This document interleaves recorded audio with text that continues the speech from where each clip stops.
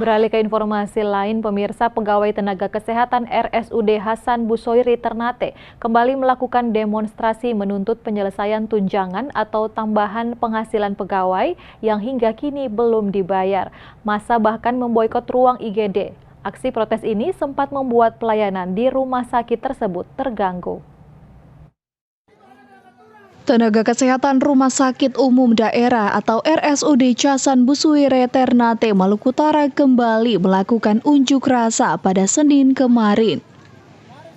Mereka memprotes terkait tunjangan atau tambahan penghasilan pegawai TPP Nakes selama 15 bulan sejak periode 2020 hingga 2022 belum terbayarkan. Tampak massa berkumpul dan meminta bertemu dengan Direktur RSUD Hasan Busoiri serta mencoba masuk di ruang direktur, namun dihalau petugas sehingga terjadi adu mulut.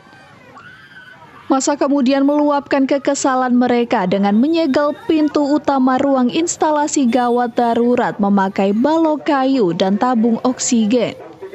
Sehingga aksi protes ini membuat pelayanan di rumah sakit terganggu. Salah satunya yang tidak dibolehkan di rumah sakit.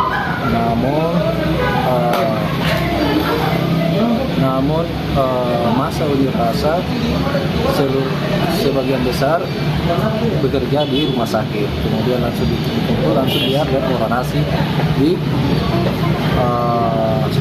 rumah sakit.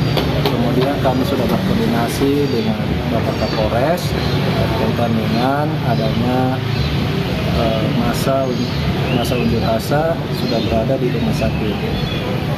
Kemudian setelah berorasi di depan apa di sini di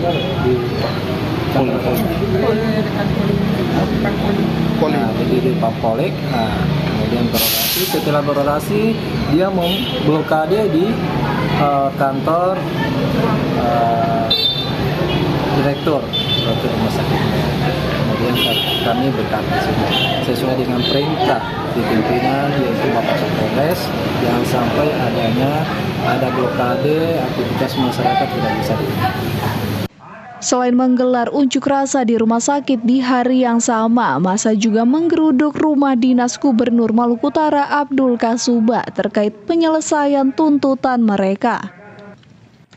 Diketahui aksi nakes ini sudah kesekian kalinya namun belum menemukan solusi pembayaran tunjangan TPP hingga saat ini.